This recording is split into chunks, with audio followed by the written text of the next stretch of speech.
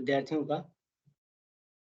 तो वैक के इस पेपर में वैक यानी वैल्यू एडेड कोर्सेज, हिंदी में जिसको मूल्य संवर्धन पाठ्यक्रम कहा जाता है। इस प्रश्न पत्र में जिसका नाम है भारतीय भक्ति परंपरा और मानव मूल्य, इसका अध्ययन आप लोगों के साथ हम कर रहे हैं। पिछली इससे पूर्व की कक्षाओं में इकाई 1 के अंतर्गत हमने भक्ति का अर्थ और उसकी अवधारणा पर चर्चा की थी। इसके पश्चात भक्ति के प्रमुख संप्रदाय और उनके जो सिद्धांत थे, उससे संबंधित जो महत्वपूर्ण विषय थे, उन पर हम लोगों ने चर्चा की थी तथा उससे संबंधित कुछ महत्वपूर्ण बिंदुएं नोट्स के रूप में हम लोगों ने लिखने का प्रयास किया था। अभी जो नए विद्यार्थी जुड़े हैं, उनके लिए यह जानकारी थी। आशा है आप लोगों ने लिख लिया होगा, प्रश्न बना लिया होगा।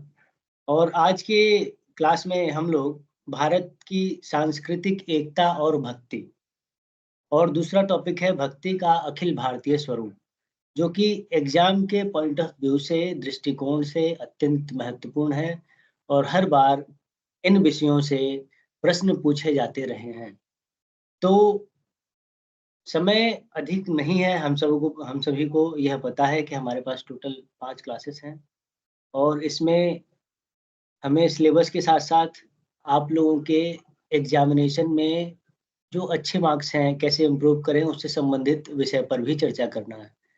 तो चलते हैं, शुरू करते हैं यह चैप्टर। टॉपिक का नाम है भारत की सांस्कृतिक एकता और भक्ति। सबसे पहले विषय में प्रवेश करने से पहले आप लोगों को यह जो टॉपिक है, इसका अर्थ समझ जाना अत्यंत ज़रूरी है, क्योंकि अगर आप एक बार टॉपिक का अर्थ समझ गए, तो आप लोग अच्छे से इस विषय को समझ पाएँगे। क्योंकि देखिए, कई बार ऐसा हो सकता है कि यह जो सामग्री है ना, इसकी भाषा थोड़ी-सी जटिल हो सकती है। इसलिए आप क्लास को थोड़ा-सा जागरूक होके सुनेंगे और जो भी पॉइंट्स लिखवाए जाएँ, अपने पास डायरी ज़रूर रखें, उसमें नोट करें। देखिए, टॉपिक का नाम है भारत की सांस्कृतिक एकता और भक्ति। देखिए, कई बार सुनने को मिला होगा आप लोगों को,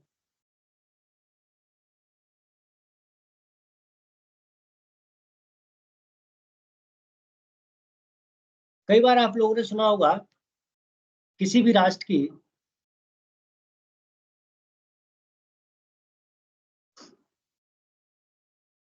कोई भी राष्ट्र जो है, विभिन्न कारकों के आधार पर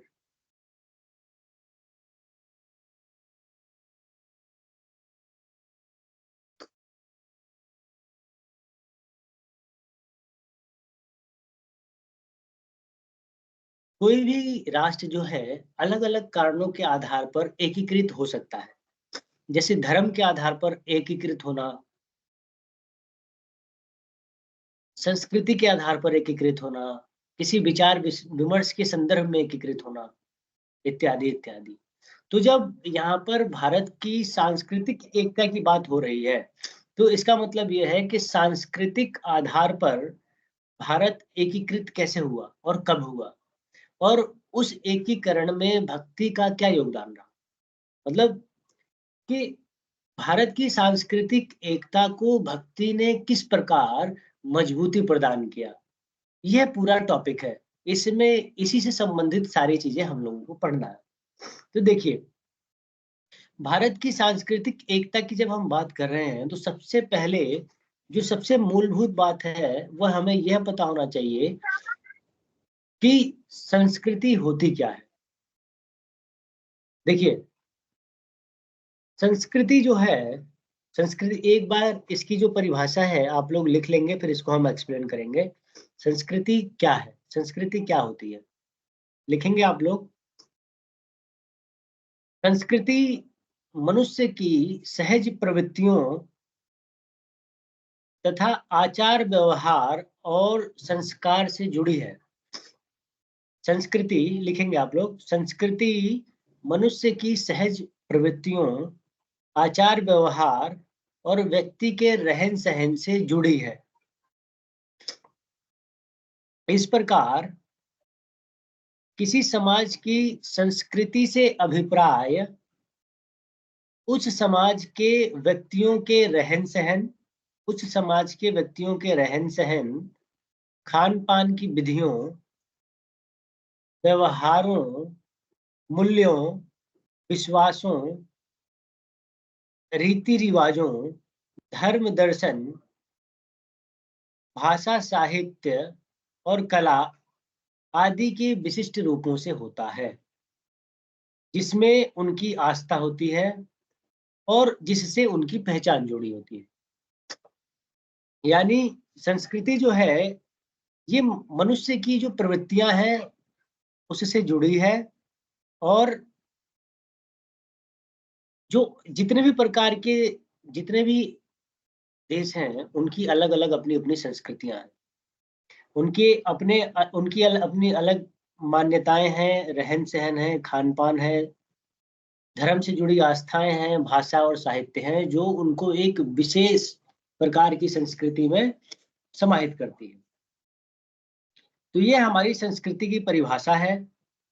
और चूंकि भारतीय संस्कृति के संदर्भ में अगर हम देखेंगे, तो विश्व की प्राचीन संस्कृतियों में से एक भारतीय संस्कृति है। इसके संदर्भ में मोहम्मद इकबाल, जो कि एक लेखक थे, तो उन्होंने एक बहुत प्रसिद्ध लाइन कही है, आप लोग भी नोट कर सकते हैं, एग्जाम में लिख सकते हैं, कि यूनान, मिस्र, रोमा सब मिट गए जहां से। यानी ये जो यूनान, मिस्र और रोम, ये तीन प्राचीन संस्कृतियां हैं जो अब जो है विश्व से मिट चुकी हैं। लेकिन भारतीय जो संस्कृति है अब भी वह स्थापित है। इसलिए इसी को आधार बनाकर इकबाल ने लिखा है कि यूनान, मिस्र, रोमा सब मिट गए जहां से, क्या बात है कि हस्ती मिटती नहीं हमारी। यह दो पंक्तियां ही भारतीय संस्कृति की प्राचीनता और महानता को बताने में सक्षम है,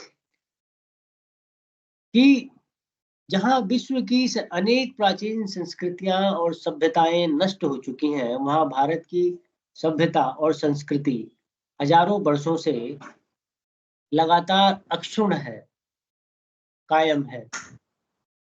वास्तव में वास्तव में भारत का सांस्कृतिक इतिहास समन्वय का इतिहास है। जब हम समन्वय की बात करते हैं, तो समन्वय का क्या अर्थ है? देखिए, जो भारतीय संस्कृति है ना, उसमें धार्मिक भिन्नता अभी भी है, जिसमें इसका अर्थ होता है विभिन्न धर्मों के लोगों का एक साथ सद्भाव के आधार पर रहना। भारतीय, जैसा कि हम लोगों को पता है कि भारत की जो भौगोलिक स्थिति है अत्यंत विशाल, और उसी प्रकार जो सांस्कृतिक और धार्मिक भिन्नताएं हैं भारत में देखने को मिलती हैं। अभी भी विभिन्न धर्मों के लोग, जैसे बौद्ध, ईसाई, जैन, मुस्लिम, हिंदू, अनेक प्रकार के धर्म होने के बावजूद यहाँ समन्वय की भावना, यानी जो भी यहाँ पर इस संस्कृति में प्राचीन समय से आया, इस देश ने और इस संस्कृति ने उसको समाहित किया। तो यह भारतीय संस्कृति के संदर्भ में हम लोगों ने देखा। इसके बाद संस्कृति की इस अवधारणा के पश्चात आप लोगों में से देखिए किसी का माइक ऑन है, कृपया माइक जो है ना, वो आप लोगों का जो भी प्रश्न है, आप लोग टाइप के माध्यम से, मैसेज के माध्यम से आप लोग पूछ सकते हैं। किसी का किसी भी प्रकार का कोई भी क्वेश्चन हो, आप लोग मैसेज के माध्यम से पूछ सकते हैं, है ना। देखिए, अगला टॉपिक है भारतीय भक्ति काल का उदय, भक्ति आंदोलन का स्वरूप और विशेषताएं। आप लोग हेडिंग डालेंगे, भारतीय भक्ति काल का उदय, भक्ति आंदोलन का स्वरूप और उसकी विशेषताएं।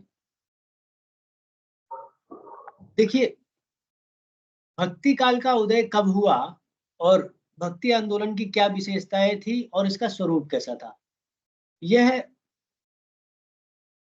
हमारा टॉपिक है और इससे संबंधित प्रश्न जो है वह पूछे जा सकते हैं। सबसे पहले हम प्रश्न के एक हिस्से की बात करेंगे कि भारतीय भक्ति काल का उदय कब हुआ।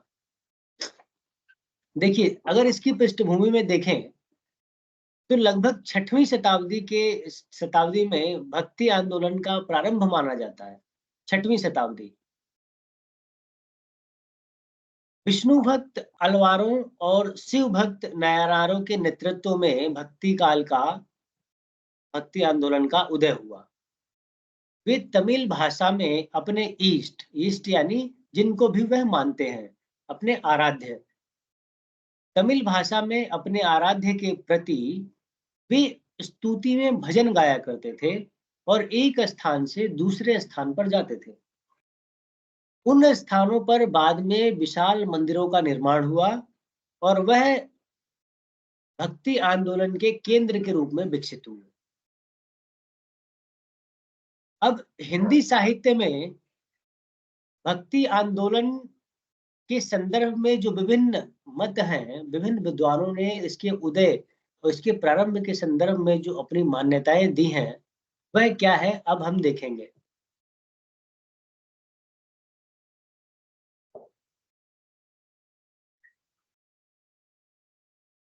देखिए, ये चैप्टर जो है ना, यूनिट 1 है और उसमें 3rd चैप्टर है। यूनिट 1 का 3rd चैप्टर हम लोग कर रहे हैं, ठीक है।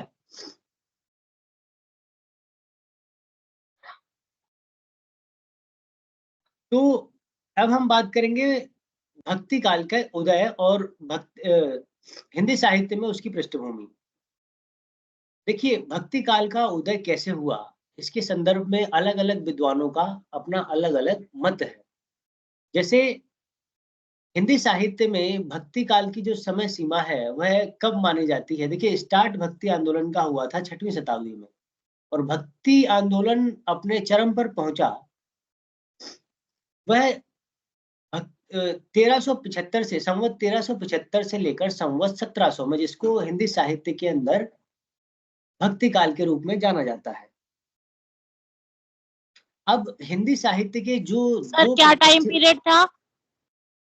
मैम किसका? हेलो, जो अभी आपने टाइम पीरियड बताया वो दोबारा बता दीजिए प्लीज। जी जी जी। देखिए, भक्ति काल का जो उदय है संवत 1375 से लेकर संवत 1700 तक माना जाता है। इसमें भक्ति से संबंधित जो विभिन्न धारणाएं हैं, विचार हैं, वह अत्यंत तीव्रता से फैली और भक्ति का जो उदय है उसके संदर्भ में जो हिंदी साहित्य के प्रमुख 2 विद्वान हैं, जिनमें एक का नाम है आचार्य रामचंद्र शुक्ल। आप लोग ये लिख लेंगे नाम। आचार्य रामचंद्र शुक्ल ने बताया कि भक्ति काल का उदय जो है वह बाहरी आक्रांताओं, क्योंकि ये जो संवत 1375 से लेकर 1700 तक का समय है, इस समय देखिए, इस समय की भारत की स्थिति क्या थी। इस समय जो बाहरी आक्रमणकारी थे, जो विभिन्न कारणों से भारत में आए थे, वह भारतीय संस्कृति पर अपना प्रभुत्व किसी न किसी रूप में कायम कर रहे थे।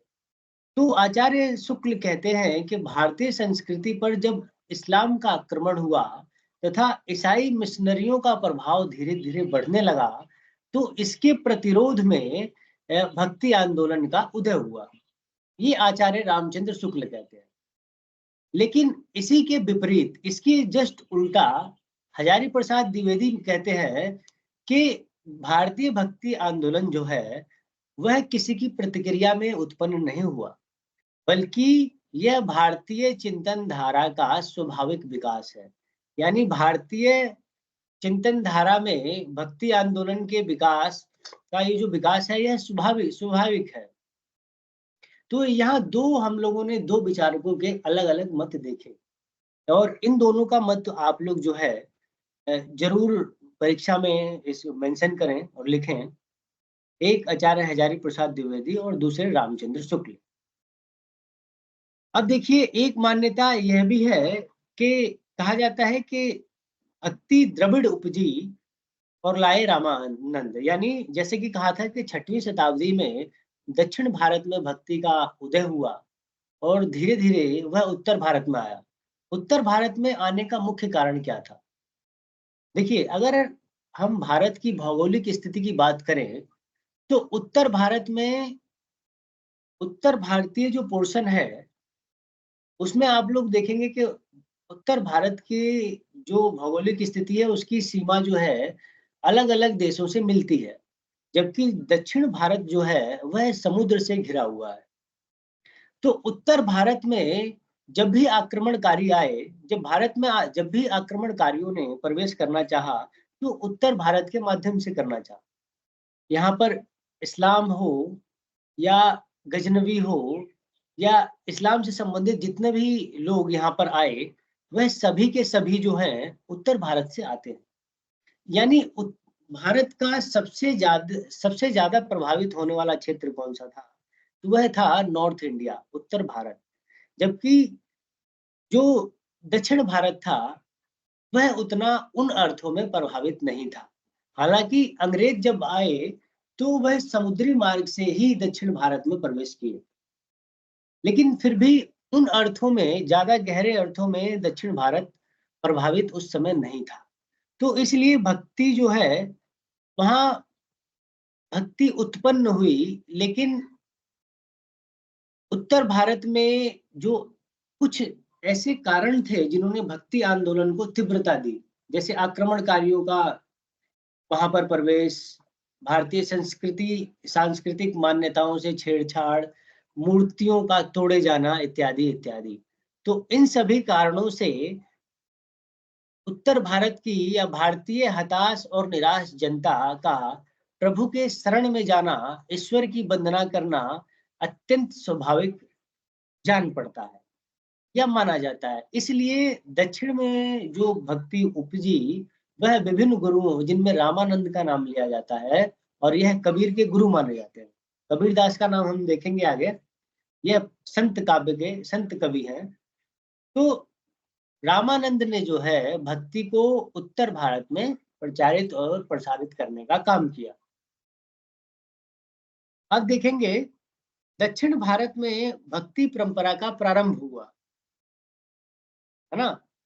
उत्तर भारत की राजनीतिक परिस्थितियों ने उस आंदोलन के प्रसार में महत्वपूर्ण योगदान दिया। ये लाइन आप लोग लिख लेंगे, फिर इसको एक्सप्लेन करेंगे। बहुत अच्छी लाइन है कि भक्ति का उदय जो है दक्षिण भारत में हुआ, लेकिन उत्तर भारत की परिस्थितियों ने भक्ति आंदोलन के प्रचार प्रसार में महत्वपूर्ण योगदान दिया।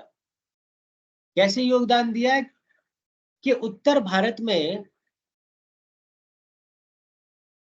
जो स्थिति थी वह अत्यंत भयावह थी, कठिन थी। यहाँ पर आक्रमणकारी विभिन्न प्रकार की समस्याएं उत्पन्न कर रहे थे, चाहे वो सांस्कृतिक हो, धार्मिक हो या लूटपाट की जो भी घटनाएं हो।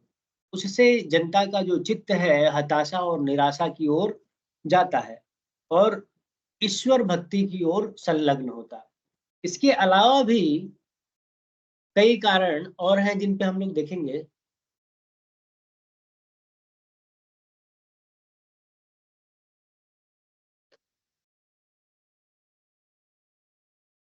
हाँ, अच्छा, तो ये जो कुछ विद्यार्थी कह रहे हैं कि वह शायद लिख नहीं पाए हैं, तो एक बार फिर लिख लीजिए। मैं थोड़ा स्लो कर देता हूँ। दक्षिण भारत में भक्ति परंपरा का उदय हुआ। दक्षिण भारत में भक्ति परंपरा का उदय हुआ और उत्तर भारत की राजनीतिक परिस्थितियों ने उस आंदोलन के प्रचार प्रसार में महत्वपूर्ण योगदान दिया।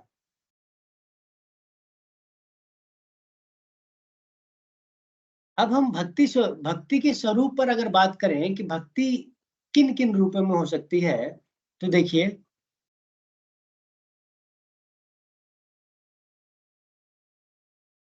हाँ ठीक है, ठीक लिखा है। तो देखिए, आचार्य रामचंद्र शुक्ल ने भक्ति काल का वर्गीकरण दो धाराओं में किया है। भक्ति काल के स्वरूप पर हम बात कर रहे हैं।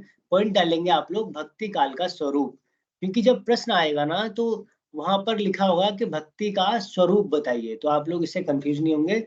आप लोग लिखेंगे भक्ति काल।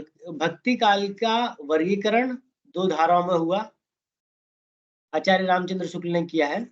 एक है निर्गुण भक्ति धारा और दूसरी है सगुण भक्ति धारा। अब देखिए, सगुण भक्ति परंपरा जो है ईश्वर के सगुण रूप, साकार रूप, अवतारों और लीलाओं को केंद्र में रखकर भक्ति भाव विकसित करती है। यानी सगुण भक्ति धारा में ईश्वर के सगुण रूप का, उनके साकार रूप का और उनके अवतारों और लीलाओं को केंद्र में रखकर भक्ति का विकास सगुण भक्ति धारा में होता है। जबकि निर्गुण भक्ति धारा में भक्ति परंपरा सत्य निर्गुण, परम सत्य का निर्गुण रूप, निराकार रूप, अविकारी रूप का ध्यान करती है। क्योंकि निर्गुण धारा के जो संत कवि हैं उनकी मान्यता है कि ईश्वर की जो मौजूदगी है वह जो है वह कण कण में है। यानी ईश्वर जो है सभी जगह व्याप्त है और इसलिए वह ईश्वर के निराकार रूप की आराधना करते हैं। अब हम अगर सगुण रूप की बात करें तो सगुण रूप में दो काव्य धाराएं और निकली। ठीक उसी प्रकार निर्गुण काव्य में भी दो अलग धाराओं का विकास हुआ। सगुण भक्ति धारा में देखेंगे, सगुण भक्ति धारा में राम भक्ति धारा और कृष्ण भक्ति धारा। राम भक्ति धारा में मर्यादा पुरुषोत्तम राम के व्यक्तित्व को आधार बनाकर काव्य रचनाएं की गई और उनकी स्तुति की गई। जबकि कृष्ण भक्ति धारा में आराध्य थे श्री कृष्ण। ठीक इसी प्रकार जब हम संत काव्य की बात करते हैं, यानी निर्गुण काव्य धारा की बात करते हैं, तो उसकी भी दो धाराएं थी। देखिए, जो सगुण भक्ति धारा है, सगुण भक्ति धारा की दो उपधाराएं हुई। यानी सगुण भक्ति धारा आगे चलकर दो धाराओं में और विभाजित हुआ, जिसको राम भक्ति शाखा और कृष्ण भक्ति शाखा कहा गया। राम भक्ति धारा में भगवान श्री राम की आराधना की गई तथा कृष्ण भक्ति धारा में भगवान श्री कृष्ण से संबंधित पदों को लिखा गया और उनकी आराधना की गई। जबकि निर्गुण काव्य जो है, निर्गुण काव्य धारा या निर्गुण भक्ति धारा में संत काव्य धारा और सूफी काव्य धारा, इन दो धाराओं का विकास हुआ। संत काव्य धारा में ज्ञान को आधार बनाकर ज्ञान के आधार पर ईश्वर को खोजने का कार्य किया गया, जिसमें प्रमुख कवि हैं कबीरदास, नामदेव इत्यादि इत्यादि और भी जो कवि हैं। जबकि सूफी काव्य धारा में प्रेम के आधार पर ईश्वर की प्राप्ति का जो विचार है वह वहां पर उत्पन्न हुआ। तो प्रेम के माध्यम से ईश्वर की प्राप्ति करने का जो लक्ष्य है या जो तरीका है, वह जो है सूफी काव्य धारा में देखने को मिलता है।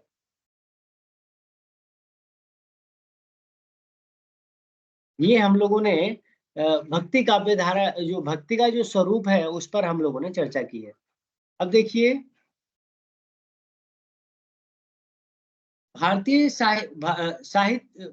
सांस्कृतिक एकता और भक्ति मूल्य, ये टॉपिक है। इसमें देखिए कि इस दृष्टि से जो संत कवि हैं, जिसमें से कबीरदास का नाम लिया जाता है, संत कवियों ने भारतीय संस्कृति को की एकता के लिए बहुत काम किया। इन्होंने भारतीय संस्कृति को जोड़ने के लिए निरंतर प्रयास किए। जब आप कबीर की बातें देखेंगे, कबीर ने जो जो भी शिक्षाएं दी हैं, कौन कौन सी शिक्षाएं हैं, यहाँ पर आप लोग स्पष्ट हो सकेगा कि किस प्रकार भक्ति ने भारतीय संस्कृति को जोड़ने का काम किया। अब देखिए, निर्गुण काव्य धारा के कवि हैं कबीरदास। वह देखिए सामाजिक एकता को मजबूत करने के लिए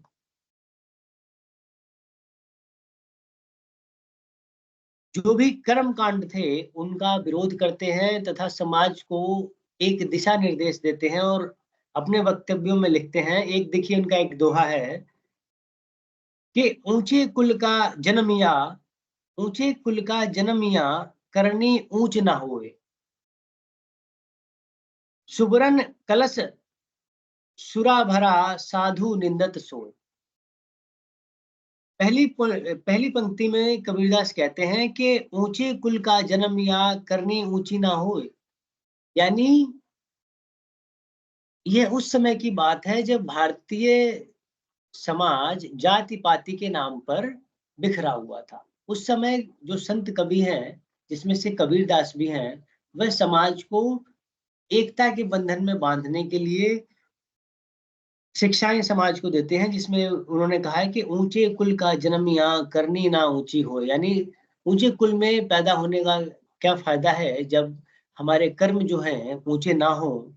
और सुगरन कलश सुरा भरा, जो मदिरा का सेवन कर रहा है और साधु की निंदा कर रहा है, इस प्रकार के व्यक्ति समाज के हितकारी नहीं हो सकते। इसी प्रकार आगे वह कहते हैं, देखिए संत काव्य धारा में कबीरदास हैं, नामदेव हैं, मीराबाई हैं, इत्यादि इत्यादि कवि हैं। अभी उन सब पर चर्चा होगी।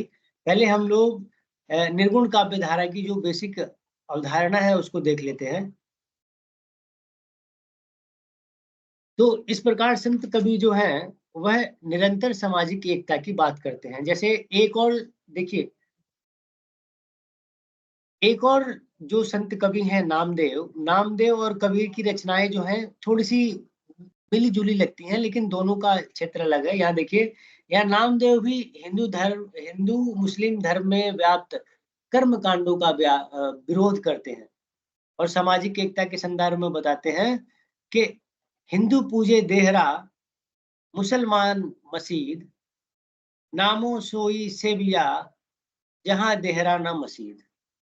यानी जो बाहरी कर्म कांड है वह ईश्वर प्राप्ति के लिए आवश्यक नहीं है, ईश्वर को प्रेम के माध्यम से भी खोजा जा सकता है।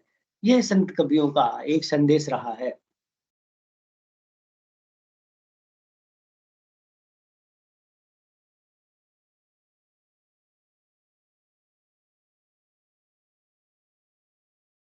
अब हम बात करेंगे भक्ति आंदोलन की अखिल भारतीय विशेषताएं क्या है या क्या रही।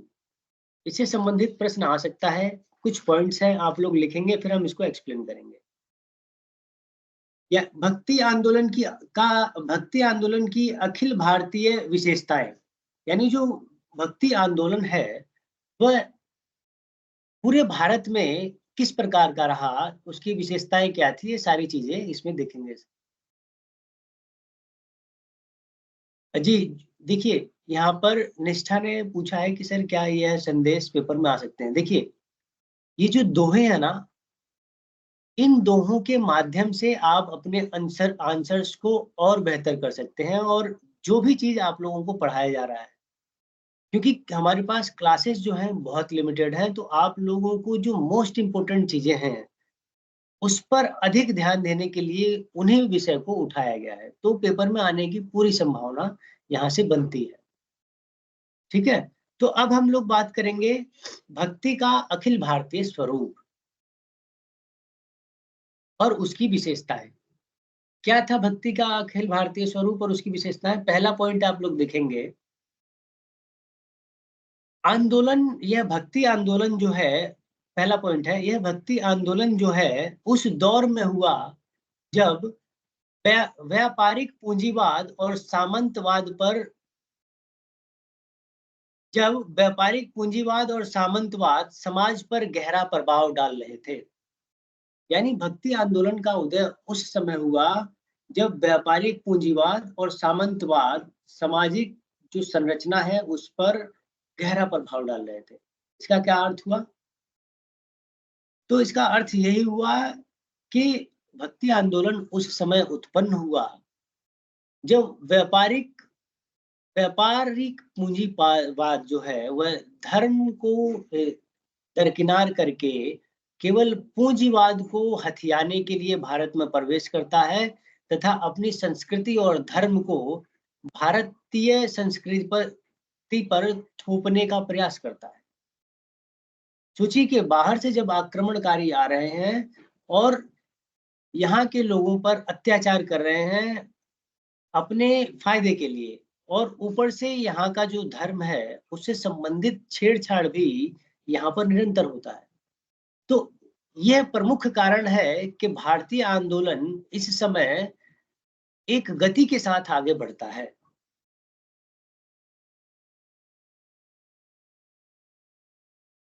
तो पहला पॉइंट इसका यही है कि आंदोलन का विकास तब हुआ जब व्यापारिक पूंजीवाद और सामंतवाद ने भारतीय संस्कृति पर गहरा प्रभाव डाला। दूसरा पॉइंट है जीवन और मानवता को देखने की एक नई दृष्टि। लिखेंगे आप लोग दूसरा पॉइंट, जीवन और मानवता को देखने की एक नई दृष्टि। यानी भक्ति आंदोलन ने जीवन को जीवन और मानवता को देखने की एक नई दृष्टि दी। कैसे दी? तो देखिए, भारत के सामने प्राचीन समय से कई प्रकार की समस्याएं निरंतर बनी हुई। जैसे बाहर से आक्रांताओं ने धन के लिए, सत्ता के लिए आक्रमण तो यहाँ पर किया ही, साथ ही भारतीय संस्कृति के साथ छेड़छाड़ भी किया। लेकिन भारतीय समाज भी जो है वह कई कारणों से आपस में विभाजित था, जिसमें बहुत सारे कर्मकांड थे, जातिगत व्यवस्थाएं थी, इत्यादि इत्यादि, तथा अलग-अलग राजाओं द्वारा अलग-अलग क्षेत्रों पर शासन था और उनकी सभी अलग-अलग मान्यताएं थी। कोई इस धर्म को मानता था, कोई उस धर्म को मानता था। तो इस प्रकार जो भारतीय समाज की एकता थी वह एकीकृत नहीं थी। लेकिन भक्ति काल ने जो है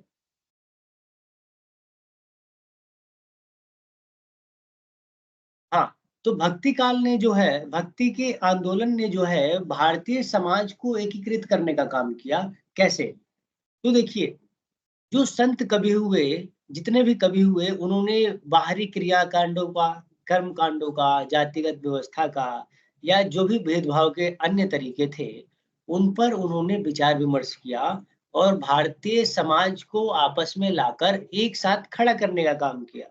क्योंकि अगर उस समय भारतीय समाज एकीकृत नहीं होता तो मजबूती नहीं आती, और उस समय मजबूत होना इतना आवश्यक था क्योंकि देखिए, व्यापारिक पूंजीवाद के लाभ के लिए पश्चिमी देशों ने भारत पर अपना कब्जा किया, जिसमें पुर्तगाल, स्पेन, इंग्लैंड तथा अन्य छोटे-छोटे देश। देखिए इनकी स्थिति क्या थी उस समय भी और वर्तमान में भी क्या स्थिति है थी। अगर हम स्पेन को देखें, डचों को देखें, पुर्तगाल को देखें तो ये छोटे-छोटे देश थे।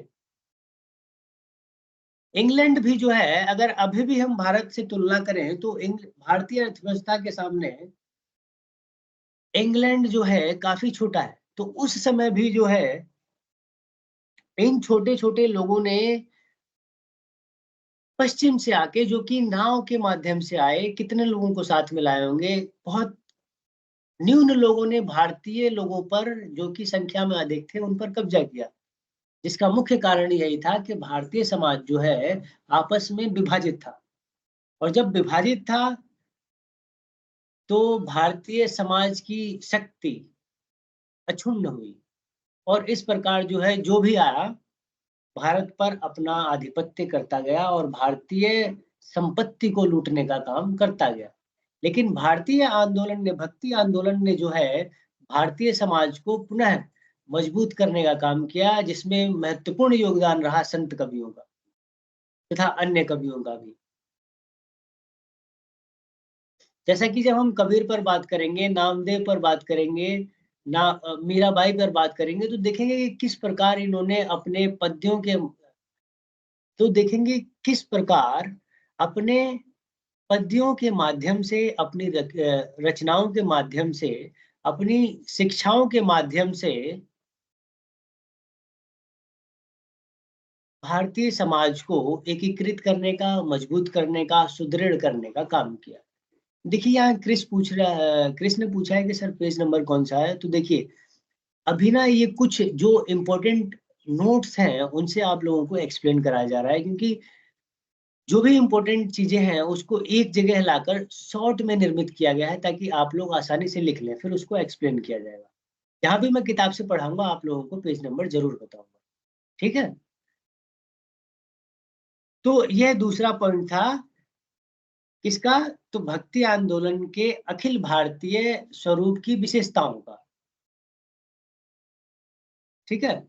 अब हम लोग तीसरे पॉइंट पे बात करेंगे कि भक्ति आंदोलन की जो तीसरी विशेषता है, वह यह थी कि यहाँ पे कर्म कांडों का विरोध किया गया। भक्ति आंदोलन से पूर्व भारतीय समाज बहुत सारे कर्म कांडों से घिरा हुआ था, जो भारतीय समाज के विकास में एक अवरोध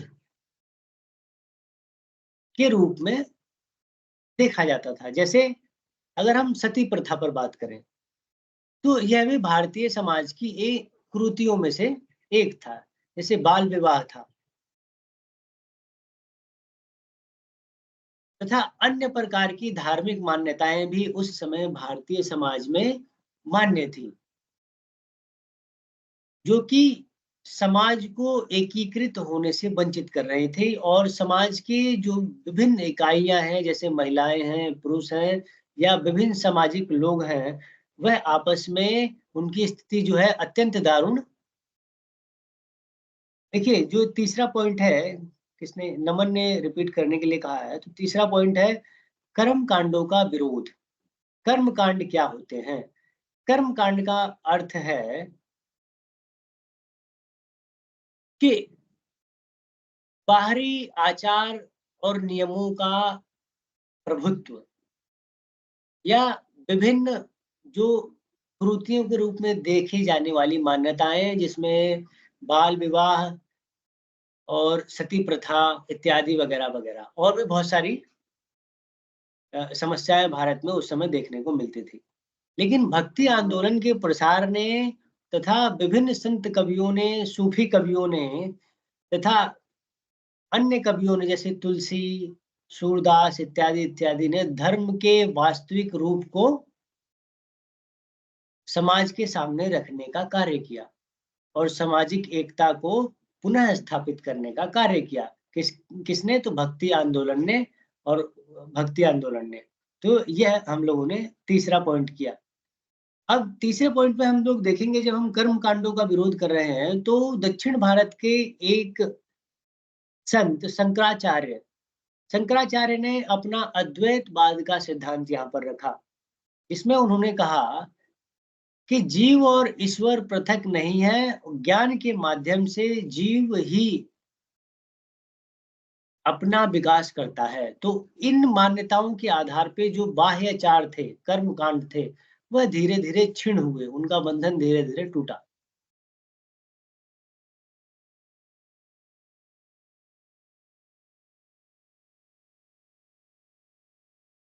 देखिए सद्दाफ ने पूछा है कि सर इसमें सूफी के बारे में लिख सकते हैं? तो हाँ, सूफी के बारे में लिख सकते हैं। जब हम लोग बात करेंगे ना कि संत काव्य धारा की बात करेंगे, तो देखिए जैसे कि आप लोगों को बताया था कि निर्गुण काव्य जो है वह दो धाराओं में बटा हुआ है।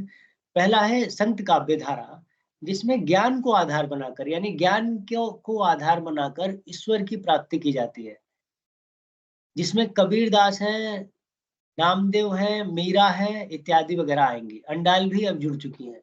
ये सारे भक्त कवि हैं। फिर आता है कि ईश्वर प्राप्ति का एक अन्य मार्ग और है, जो है प्रेम। और प्रेम किसका मार्ग था? तो सूफी जो भक्त थे, उन्होंने प्रेम के माध्यम से ईश्वर को खोजने का प्रयास किया। तो इसलिए यहाँ पर जब हम भक्ति की बात करेंगे ना, तो प्रेम के माध्यम से भी ईश्वर की प्राप्ति की जा सकती है। तो उन कवियों के बारे में, सूफी संतों के बारे में भी आप लोग जरूर लिख सकते हैं। ठीक है, अब हम लोग चौथे पॉइंट पर बात करेंगे कि धार्मिक विचारों के बावजूद जनता की एकता। अब देखिए कि भारत भारत जो है, कहा जाता है कि विविधता में एकता का देश है। इसका क्या अर्थ है कि भारत में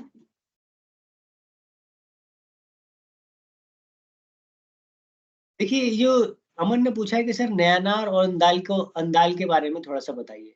देखिए, सबसे पहले देखने वाली बात यह है कि नयानार और अंदाल दोनों ही भक्त हैं, भक्त कवि हैं। नयनार जो हैं तमिल भाषा में रचना करते थे और ये दक्षिण भारत के लोग थे, संत थे। दक्षिण भारत के संतों को नयनार कहा जाता था और यह तमिल भाषा में भजन इत्यादि किया करते थे और समय स्थान स्थान पर जाकर, मतलब अलग अलग जगहों पर जाकर भजन गाया गाया करते थे। उन स्थानों पर बाद में मंदिर का निर्माण किया गया, जो कि भक्ति आंदोलन के केंद्र के रूप में देखे गए। और अंडाल जो है, जैसे उत्तर भारत में मीरा का नाम लिया जाता है कृष्ण भक्ति के क्षेत्र में, ठीक उसी प्रकार दक्षिण भारत की मीरा कहा जाता है अंडाल को। वह भी एक भक्त कवि ही है। ठीक है, अब हम चौथे पॉइंट पर देखेंगे। चौथा पॉइंट निष्ठा ने पूछा है, चौथा पॉइंट रिधिमा सर, ये चौथा पॉइंट रिपीट करो। हाँ, चौथा पॉइंट देखिए, धार्मिक विचारों के बावजूद जनता की एकता। देखिए, भारत जो है अत्यंत विशाल देश है, केवल भौगोलिकता के भौगोलिक जमीन के आधार पर नहीं, भौगोलिकता के आधार पर नहीं, बल्कि सांस्कृतिक और धार्मिक मान्यताओं के आधार पर भी। अगर हम बड़े बड़े जो भी भारत में प्रमुख धर्म है उनका भी नाम लेंगे, तो आप लोग देखेंगे कि यहाँ पर बौद्ध हैं, जैन हैं, हिंदू हैं, मुस्लिम हैं, ईसाई हैं और भी लोग हैं।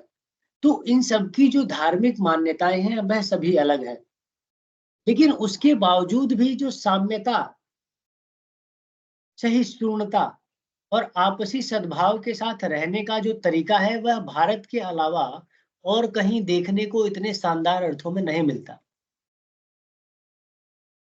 लेकिन भक्ति आंदोलन में की एक विशेषता यह भी रही कि भक्ति आंदोलन ने इस बात पर जोर दिया कि बेशक आप जो धार्मिक मान्यताएं हैं वह अलग हैं, भिन्न भिन्न है, सबकी मान्यताएं जो भी हो, लेकिन सबसे बड़ा जो है वह मनुष्य होना चाहिए, मनुष्यता होनी चाहिए।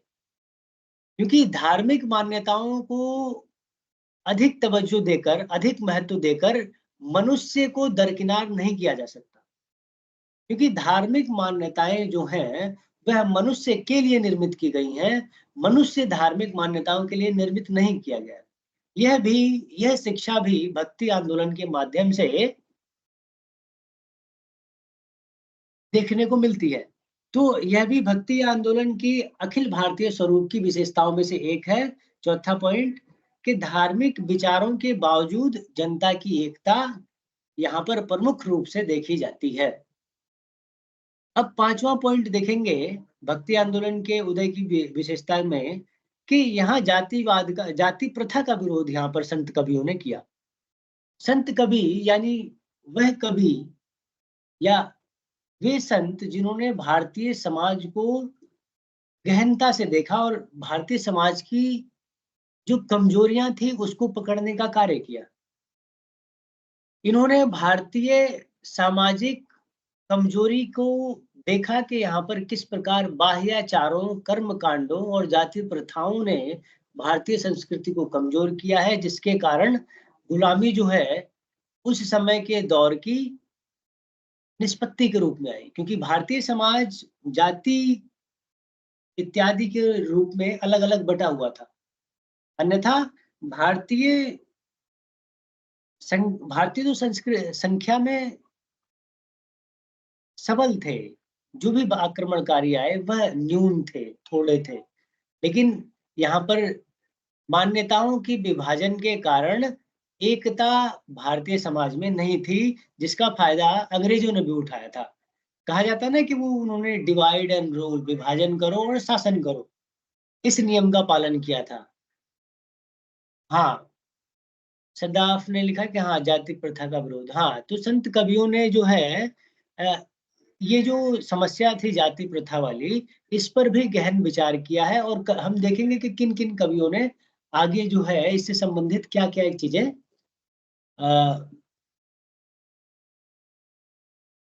कि ये सारी जो चीजें हैं, उस पर संत कवियों ने क्या-क्या कहा है।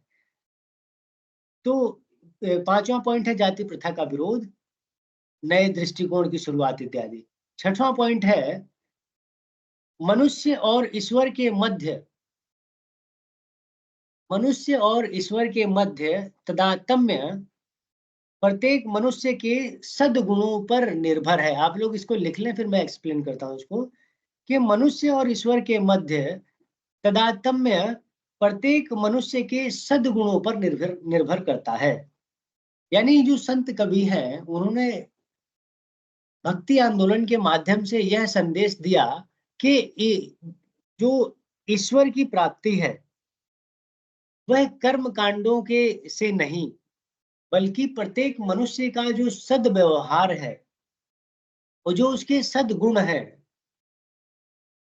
उसके आधार पर वह ईश्वर की प्राप्ति की ओर जाता है। यानी जैसे कहते हैं ना, सरल भाषा में आप लोगों ने सुना होगा कि जो अच्छे कर्म करता है वह ईश्वर के अधिक निकट होता है, जो बुरे कर्म करता है वह ईश्वर से दूर चला जाता है। तो वही बात है कि मनुष्य और ईश्वर के मध्य निकटता, समीपता तभी होगी जब होगी या तब होगी जब मनुष्य अच्छे कार्यों में प्रवृत्त होगा, अच्छे कार्य करेगा, मनुष्यता को महत्व देगा, अपने आसपास के लोगों की सहायता करेगा। तो यह पॉइंट जो है, 6वां पॉइंट एक बार पुनः मैं रिपीट कर देता हूँ। नमन ने पूछा है या सबा ने पूछा है 6वां पॉइंट और 5वां पॉइंट मैं दोबारा रिपीट कर देता हूँ। 5वां पॉइंट था जाति प्रथा का विरोध। 6वां पॉइंट है मनुष्य और ईश्वर के मध्य तादात्म्य प्रत्येक मनुष्य के सद्गुणों पर निर्भर करता है, जो कि सूफियों ने भी और संत कवियों ने भी तथा सगुण कवियों ने भी इसके बारे में निरंतर बोला है, निरंतर बोलने का प्रयास करते रहे हैं। अब 7वां पॉइंट हम देखेंगे, भक्ति आंदोलन की सबसे अधिक विशेषता जो थी वह यह थी कि आराधना के लिए भक्ति पर जोर दिया गया भक्ति आंदोलन में। क्योंकि देखिए, जो संत काव्य धारा है, उसमें ज्ञान के माध्यम से ईश्वर की प्राप्ति का मार्ग दिया गया है। लेकिन उसके बाद भी बहुत सारे नए क्रियाकलापों, कर्म कांडों का प्रादुर्भाव हो चुका था। तो उस क्रिया कांडों से निकालने के लिए, कर्म कांडों से निकालने के लिए भक्त कवियों ने भक्ति पर जोर दिया। जैसे जब हम बात करेंगे ना तुलसीदास पर, तो उन्होंने ईश्वर के सगुण रूप भगवान श्री राम की आराधना के लिए उन्होंने अपना संदेश दिया। या जब हम बात करेंगे सूरदास की, तो सूरदास ने जो है कृष्ण भक्ति की ओर, या मीरा ने जो है कृष्ण भक्ति पर जोर दिया, यानी भक्ति के माध्यम से ईश्वर की प्राप्ति। ये सारी चीजें जो है भक्ति आंदोलन में देखने को मिली।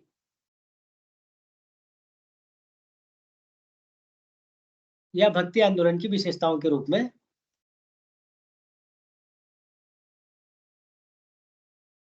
देखी गई। अब देखिए, 8वां पॉइंट है कर्म कांडों, मूर्ति पूजा, तीर्थाटनों आदि पर विचार विमर्श किया गया या इनका विरोध किया गया। क्योंकि उस समय जब भक्ति आंदोलन का उदय हुआ था, तो भारतीय समाज में कर्म कांडों का जोर था, मूर्ति पूजा इत्यादि थी, तीर्थाटन थे, इन सारी चीजों का मतलब महत्व अधिक था। तो संत कवियों ने जो है ईश्वर प्राप्ति का एक जो अन्य मार्ग बताया, संत कवियों ने ज्ञान के माध्यम से ईश्वर को की प्राप्ति का मार्ग बताया, और सूफी कवियों ने जो है प्रेम के माध्यम से। तो ये सारी चीजें जो हैं भक्ति आंदोलन के अखिल भारतीय स्वरूप की विशेषताओं के रूप में देखी जाती है। अब देखिए भक्ति का अखिल भारतीय जो स्वरूप है वह कैसा है? तो जैसा कि हम लोगों ने देखा था कि एक सगुण भक्ति धारा थी, एक निर्गुण भक्ति धारा थी। सगुण में ईश्वर के साकार रूप का, निर्गुण में ईश्वर के निराकार रूप का। और इनकी 2 अलग-अलग धाराएँ थी। सगुण में राम भक्ति शाखा, निर्गुण में सगुण में राम भक्ति शाखा और कृष्ण भक्ति शाखा, निर्गुण में संत काव्य धारा और सूफी काव्य धारा इत्यादि थी। और इनके उदय के संदर्भ में, भक्ति आंदोलन के उदय के संदर्भ में हम लोगों ने देखा कि आचार्य रामचंद्र शुक्ल ने कहा था कि बाहरी आक्रमणकारियों और ईसाई धर्म के प्रसार और भारतीय संस्कृति के साथ छेड़छाड़ के कारण यहाँ पर जो है उसकी प्रतिक्रिया के रूप में भक्ति आंदोलन का उदय हुआ। लेकिन हजारी प्रसाद द्विवेदी ने इस बात का खंडन किया और उन्होंने कहा कि यह भारतीय चिंतन धारा की, दार्शनिक चिंतन धारा की स्वाभाविक विकास था कि भक्ति आंदोलन का उदय भारत में हुआ। ये दोनों जो धारणाएं हैं, दोनों आप लोग एग्जाम में नाम लिखकर लिखें और फिर आप लोग अपना आंसर लिखें। ठीक है? अब देखेंगे भारतीय सांस्कृतिक एकता और भक्ति, यानी भारतीय सांस्कृतिक एकता में भक्ति का क्या योगदान रहा? तो सबसे बड़ा योगदान और सबसे अच्छा पॉइंट है इसका, आप लोग सबसे पहले हेडिंग डाल लेंगे। हमारे पास समय कम है, लेकिन कुछ पॉइंट्स हम लोग लिख लेंगे। तो बहुत अच्छा पॉइंट है। तो हेडिंग डालेंगे आप, भारतीय सांस्कृतिक एकता और भक्ति, पहला पॉइंट है।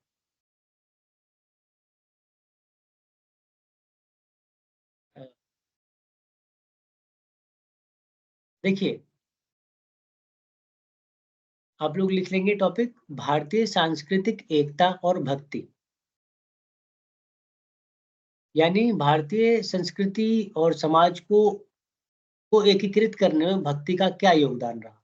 पहला पॉइंट है, भारतीयों को भावनात्मक एकता और राष्ट्रीय एकता में बांधने का काम किया। किसने? तो भक्ति ने।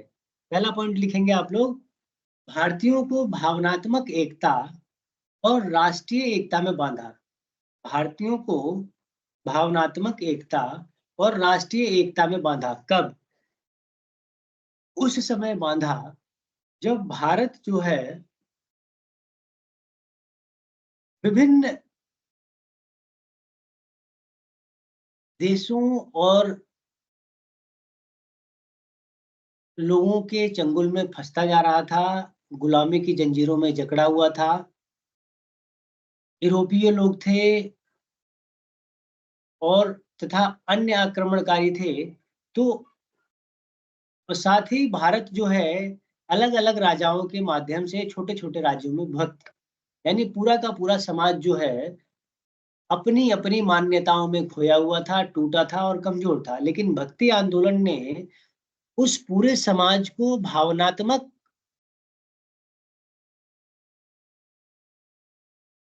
जब के बाद देखिए, रिधिमा ने पूछा है, शायद पॉइंट रिपीट करने के लिए पूछा है। तो पहला पॉइंट आप लोग लिख लेंगे, एक बार पुनः मैं स्लो करके बोल देता हूँ कि भक्ति आंदोलन ने भारतीयों को भावनात्मक एकता और राष्ट्रीय एकता में बांधा। यानी जो समाज बाहरी कर्म कांडों, जाति प्रथा तथा अन्य क्रियाकलापों और तथा अन्य कारणों से अलग-अलग टूटा हुआ था, बटा हुआ था, बिखरा हुआ था, कमज़ोर था, उसको भक्ति आंदोलन ने अथवा भक्ति ने एकीकृत किया, मजबूत किया, सुदृढ़ किया और साथ मिलकर भारतीय जनमानस ने, भारतीय सभ्यता और संस्कृति ने अपने विकास के नए लक्ष्यों को छुआ। तो इसलिए भक्ति ने जो है भारतीयों को भावनात्मक एकता और राष्ट्रीय एकता में बाँधने का काम किया, जिसका परिणाम यह हुआ कि भारत गुलामी की जंजीरों को तोड़ता हुआ 1947 में आज़ाद हुआ। ये इसका पहला पॉइंट था। दूसरा पॉइंट है सामाजिक एकता। सामाजिक एकता जो कि प्राचीन समय से एकदम नदारद थी, गायब थी भारतीय सभ्यता के अंतर्गत। क्यों थी? तो इसके पीछे बहुत सारे रीज़न थे, जिसमें एक प्रमुख रीज़न था बाहरी कर्मकांड, अशिक्षा, जाति प्रथा इत्यादि इत्यादि। तो इन सारी चीजों पर संत कवियों ने विचार विमर्श किया तथा जनता को जागरूक करने का कार्य किया। क्योंकि अगर समाज विभक्त रहता, टूटा रहता, पृथक रहता, तो समाज कमजोर होता, और जब समाज कमजोर होता है, तब वह गुलामी की ओर धीरे-धीरे बढ़ने लगता है। तो इसलिए भक्ति आंदोलन की दूसरी प्रमुख विशेषता यह है कि सामाजिक एकता जो है, भक्ति आंदोलन के माध्यम से भारत में स्थापित हो सकी। तीसरा पॉइंट है समावेशी साहित्य का विकास। तीसरा पॉइंट है समावेशी साहित्य का विकास। समावेशी साहित्य का विकास, इसका क्या अर्थ है? तो देखिए, संत कवियों ने ऐसे साहित्यों का निर्माण किया जिसको जो है सभी के हित में देखा जा सकता है। यानी जब कबीर बात करते हैं,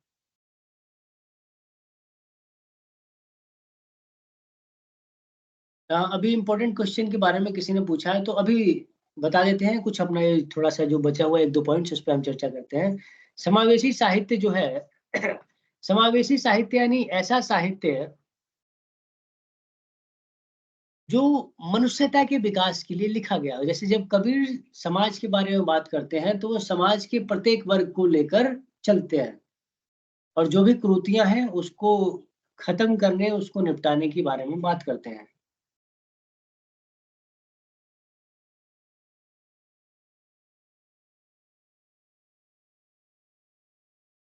पांचवा पॉइंट है सांस्कृतिक विविधता। जब हम भक्ति आंदोलन की बात करते हैं, तो सांस्कृतिक विविधता जो है, जैसे कि सर्वज्ञात है कि भारत में सांस्कृतिक विविधता, यह चौथा पॉइंट है इसका। इससे पहले वाला था समावेशी साहित्य का विकास, यानी ऐसा साहित्य जो सभी के हित के लिए लिखा जाए, समावेशी साहित्य मनुष्यता के विकास के लिए लिखा जाए। पांचवा चौथा पॉइंट है सांस्कृतिक विविधता। सांस्कृतिक विविधता, जैसे कि भारत में विभिन्न संस्कृतियां एक साथ मिलकर रहती हैं, लेकिन उसके बाद भी भक्ति आंदोलन में सभी को स्थान मिला। चाहे वह सगुण भक्ति धारा हो, निर्गुण भक्ति धारा हो, या फिर सूफी भक्ति धारा हो, सभी ने भारतीय संस्कृति के विकास में महत्वपूर्ण योगदान दिया। ये इसका अंतिम और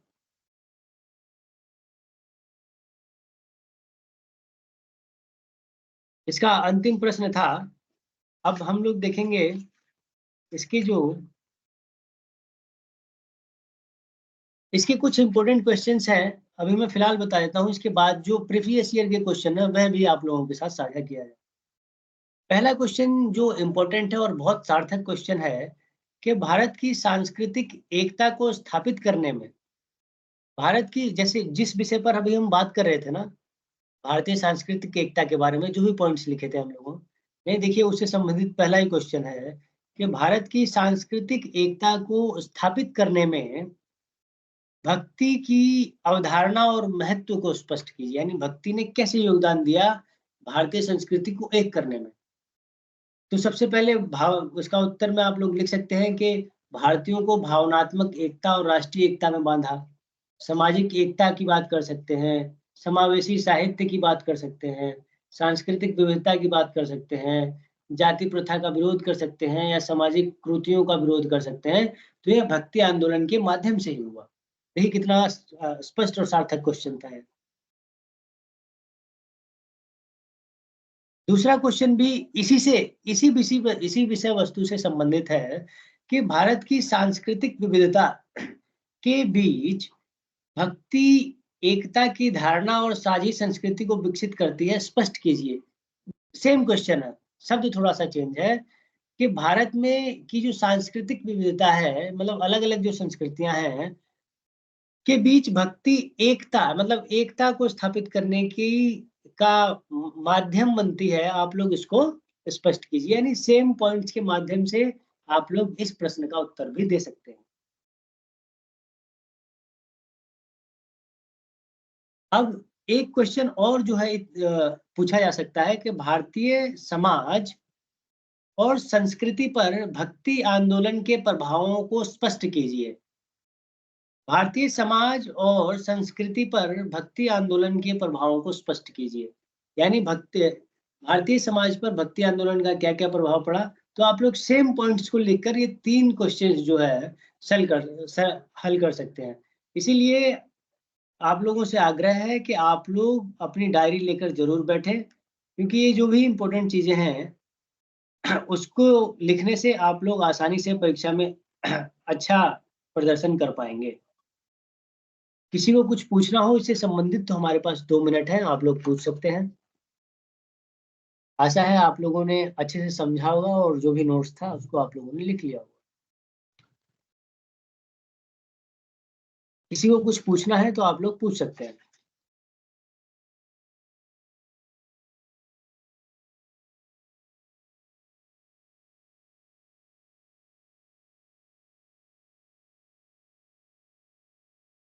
देखिए क्वेश्चन किसी ने याशिता ने पूछा है क्वेश्चन दोबारा बताने के लिए सैटरडे और क्वेश्चन एक बार मैं फिर रिपीट कर देता हूँ कि भारतीय एकता में भक्ति आंदोलन की क्या भूमिका है? इसी क्वेश्चन को अलग-अलग शब्दों में आप लोगों से पूछा जा सकता है। देखिए क्वेश्चन पूछा है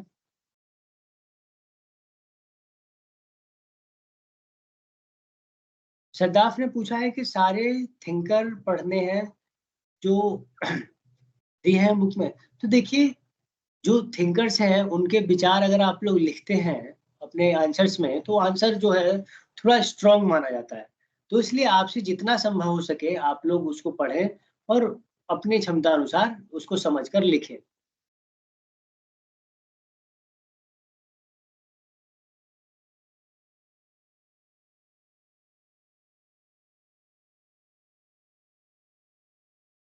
देखिए ये क्वेश्चन पूछा है रोहित ने। भक्ति आंदोलन की अखिल भारतीय विशेषता का दूसरा पॉइंट था सामाजिक एकता। देखिए प्राचीन समय में जो भारतीय समाज था वह बटा हुआ था, बहुत सारे कारण थे उसके जिसमें क्रियाकांड थे, जाति प्रथा प्रथा थी तथा आर्थिक सामाजिक क्रिया अन्य कारण भी थे। तो उन सभी कारणों का विश्लेषण करके संत कवियों ने ऐसी ऐसे विकल्प उपलब्ध कराए जिससे कि जो है भारतीय सांस्कृतिक एकता जो है वह मजबूत हो सकी। तो ये सारे पॉइंट्स जो हैं हम लोगों ने अभी देखे हैं।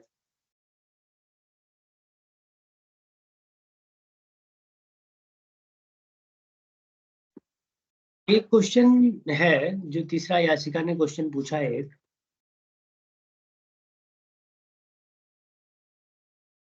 भारतीय समाज और संस्कृति पर भक्ति आंदोलन का क्या प्रभाव रहा? भारतीय समाज और संस्कृति पर भक्ति आंदोलन का क्या प्रभाव रहा? यह प्रश्न था, अच्छा प्रश्न है, आ सकता है। आशा आप लोगों ने लिख लिया होगा। तो आज हम लोगों की क्लास यहाँ समाप्त होती है। मिलते हैं अगली कक्षा में।